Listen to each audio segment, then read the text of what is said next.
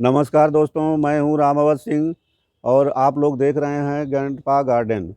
दोस्तों, यह मेरा गार्डन बाबा विश्वनाथ की नगरी वाराणसी में उनकी छत्र छाया में है।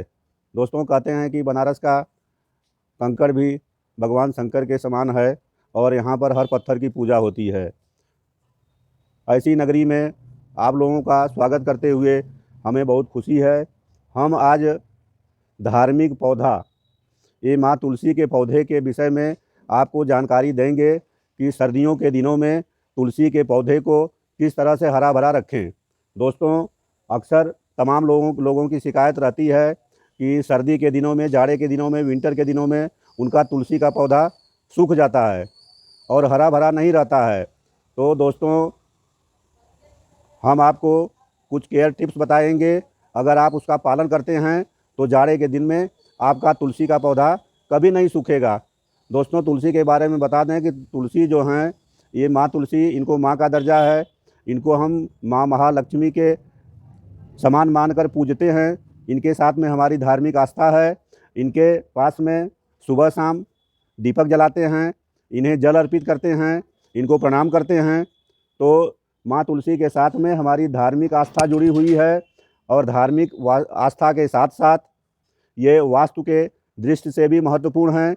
जिस घर में माँ तुलसी का पौधा सही स्थान पर लगाया जाता है, सही ढंग से देख रेख की जाती है, वहाँ पर वास्तु का भी दोष दूर हो जाता है। तो धर्म और वास्तु के बाद अगर हम बात करें इनके औषधीय गुणों की, तो इनके तमाम औषधीय गुण हैं और हमें छोटे मोटे सर्दी जुकाम खांसी बुखार और छोटे छोटे रोगों के इलाज के लिए, अपने वज़न को घटाने के लिए, तमाम तरह से स्वस्थ रखने के लिए माँ तुलसी के पत्ते की, जड़ की, डंठल की, इनके जो मंजरी निकलती है उसकी, इनका हर अंग हमारे काम में आता है। तो दोस्तों, हमारा भी फ़र्ज़ बनता है कि हम माँ तुलसी के पौधे को हमेशा हरा भरा रखें, इनका अच्छा से देख रेख करें। तो दोस्तों, हम अपना वीडियो में आपको विधिवत जानकारी देंगे और उससे पहले हम आपको बता दें कि ये देखिए सामने सामने मेरे तुलसी के ये सब तमाम पौधे जो आप देख रहे हैं, यहाँ बीच में अमरूद का पेड़ है।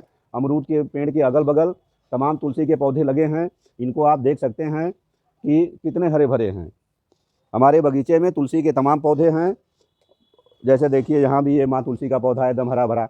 ये सामने देखिए माँ तुलसी का पौधा है। तो इस तरह से हमने अपने बगीचे में तमाम माँ तुलसी के पौधों को लगाया है ताकि हमें औषधि के रूप में जब भी ज़रूरत हो तो हम इनका इस्तेमाल कर सकें। दोस्तों, पूजा करने के लिए मैं तुलसी माँ को गमले में लगाता हूँ और बाकी औषधि उपयोग के लिए ज़मीन के अंदर लगाए हैं। तुलसी माँ की बात करने से पहले हम आपको एक अपडेट दिखा दें। ये अमरूद का पौधा है और इसकी लाइफ अभी 1 साल नहीं हुई है।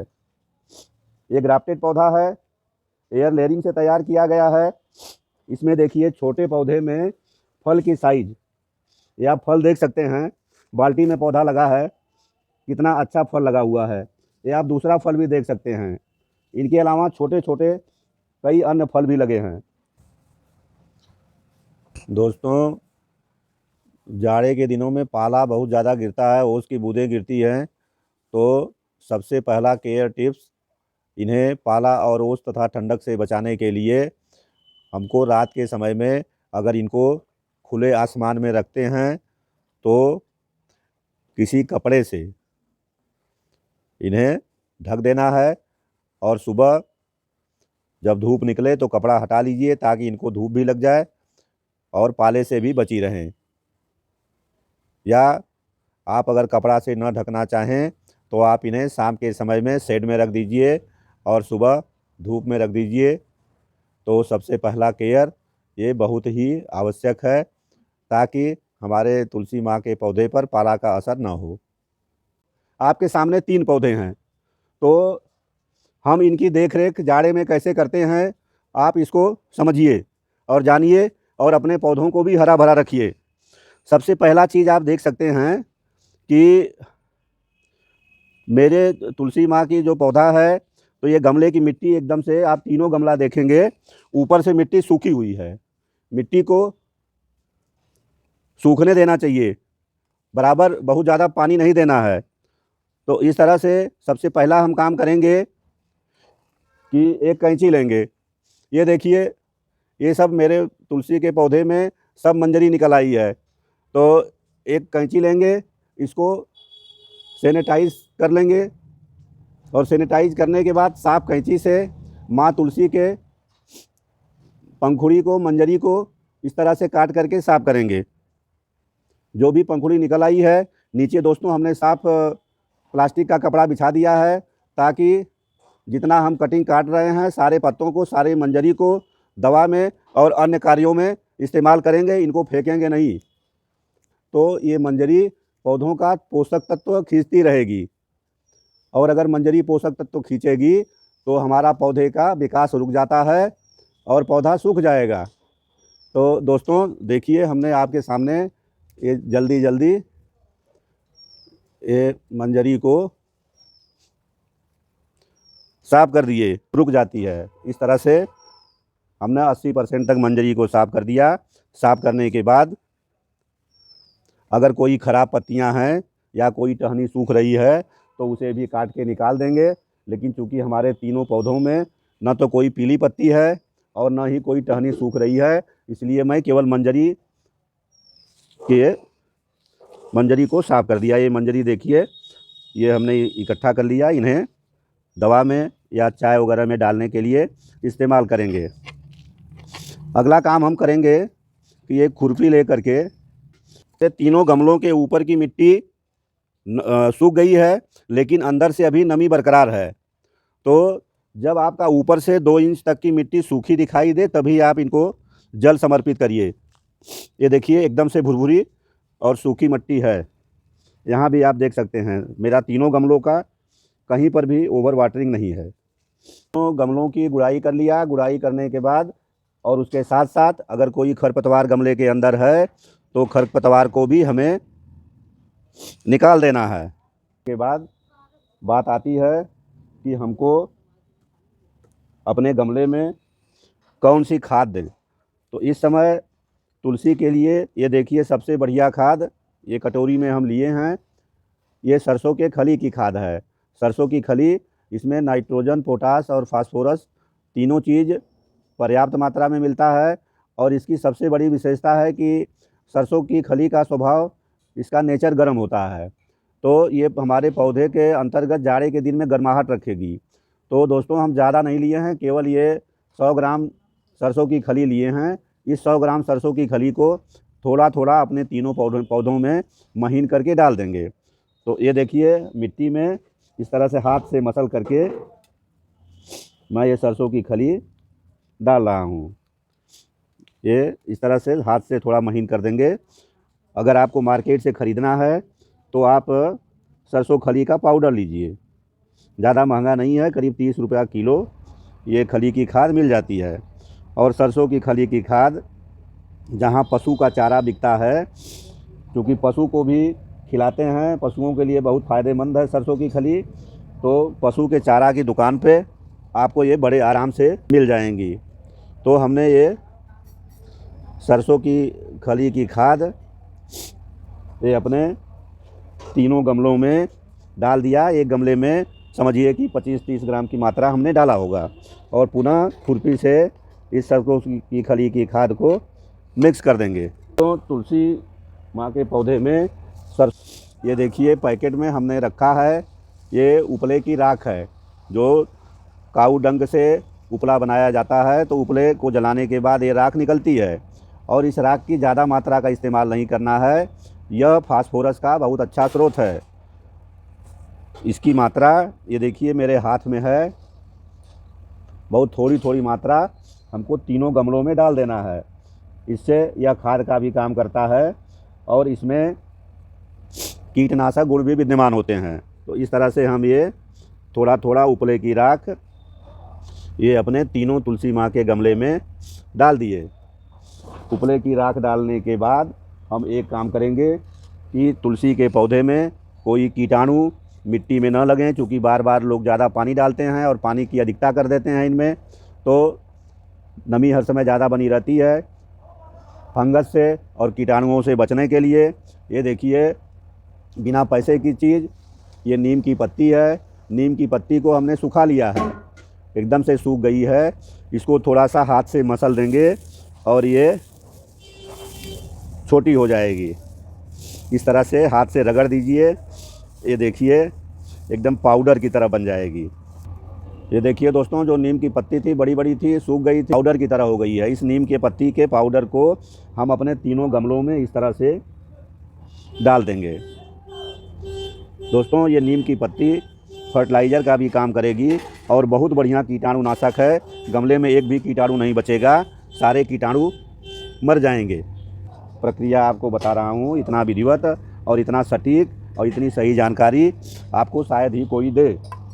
तो इस तरह से तीनों गमले में हमने नीम की खली डाल दिया, सारी नीम की खली नहीं, नीम की पत्तियों का पाउडर डाल दिया। और इसके बाद एक बार मैं फिर मिट्टी में खुरपी से मिक्स कर लेता हूँ।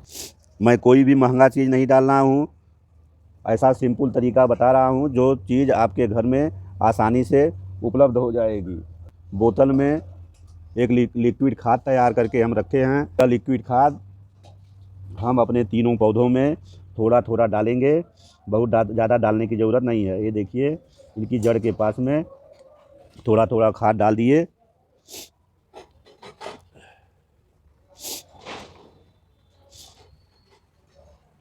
इसके बारे में हम आपको अभी बता देंगे कि ये लिक्विड तैयार करने की क्या विधि है, इसमें कौन कौन सा सामान लगता है और किस तरह से ये लिक्विड तैयार करते हैं। दोस्तों, बस हमने ये तीनों, हमने एक लिक्विड खाद और तैयार किया है। एक लिक्विड खाद हमने इससे शीशी से दिया और दूसरा लिक्विड खाद हमने इस गिलास में तैयार किया है।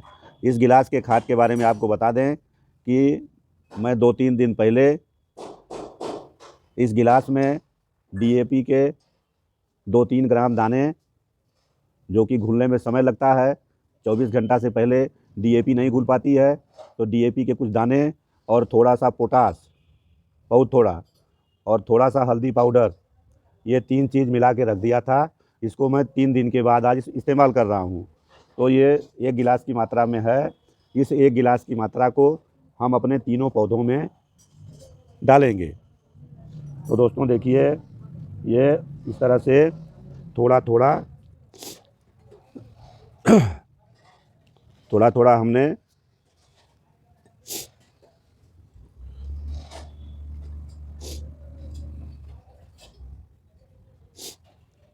ये तीनों पौधों में डाल दिया। दोस्तों, अगर आप ये केमिकल खाद ना देना चाहें, हमने DAP और पोटास दिया है थोड़ा सा। इसको डालने से जाड़ा के दिनों में इनको एनर्जी मिल जाती है और ये पूरी जाड़ा एकदम हरा भरा रहेंगी। अगर आप इस खाद को ना डालना चाहें तो इसका विकल्प हम ये बता दे रहे हैं कि ये ऑर्गेनिक है। इसमें तो हमने इप्सम साल्ट का घोल तैयार किया है। इस बोतल में थोड़ा सा इप्सम साल्ट डाल करके इसको हमने अच्छी तरह से घोल लिया है। तो इस इप्सम साल्ट का तो छिड़काव करना है, और अगर केमिकल नहीं डालना चाहते हैं तो केमिकल के बदले में आप इप्सम साल्ट, मैग्नीशियम सल्फेट, इसको डाल सकते हैं। इसमें मैग्नीशियम 9.5% और सल्फ़र की मात्रा 12% होती है। तो अगर आप मैग्नीशियम सल्फेट डालेंगे, इप्सम साल्ट इसका नाम है, तो इसके डालने से भी ये माँ तुलसी का पौधा बहुत तेज़ी से विकास करेगा और एकदम से हरा भरा रहेगा। तो मैं उपरोक्त खाद के अलावा भी थोड़ा थोड़ा इस तरह से मैग्नीशियम सल्फेट, ये देखिए हमने तीनों पौधे में थोड़ा थोड़ा मैग्नीशियम सल्फेट भी डाल दिया। अगर आप केवल मैग्नीशियम सल्फेट डाल देंगे तब भी आपका काम चल जाएगा। और ये जो इप्सम साल्ट है, इसका अच्छा से माँ तुलसी के पत्तों पर हम छिड़काव करेंगे। इससे माँ तुलसी का पौधा बहुत तेज़ी से बढ़ेगा और कोई इसमें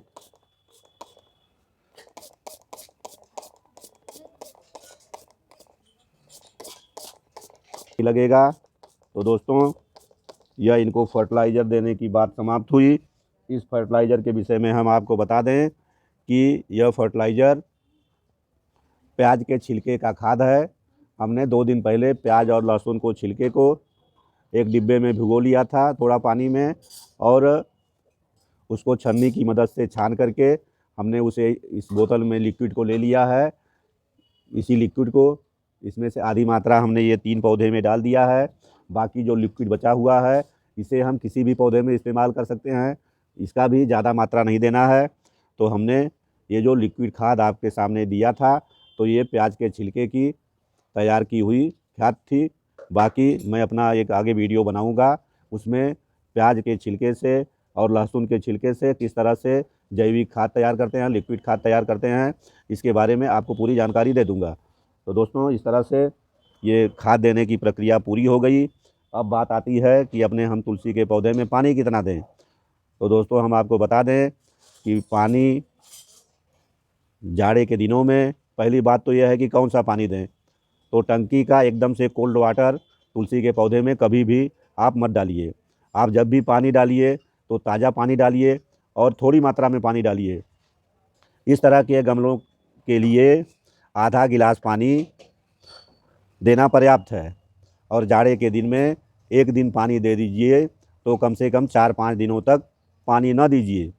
अगर आपको धार्मिक आस्था के अनुसार जल देना अति आवश्यक है, तो इनको जल देने के लिए एक बहुत छोटी सी लोटिया रख लीजिए या छोटा सा गिलास रख लीजिए, जिसमें 50 ग्राम से ज़्यादा पानी ना आए, तो उससे आप इन्हें पानी समर्पित कर सकते हैं। बाकी आप इनकी मिट्टी का ध्यान रखिए, जब ऊपर से मिट्टी आपको सूखी दिखाई दे तभी थोड़ा पानी डालिए। अभी हमने कई तरह के खाद डाल दिए हैं। इस 1 लीटर, बल्कि 1 लीटर से भी कम पानी है, 750 ml पानी होगा। तो मैं 250 ml पानी तीनों गमले में डाल देता हूँ, और इसके बाद हम कम से कम 1 हफ्ते तक इनमें कोई पानी नहीं डालेंगे। ये देखिए, थोड़ा सा पानी बस, जिससे मिट्टी नम हो जाए।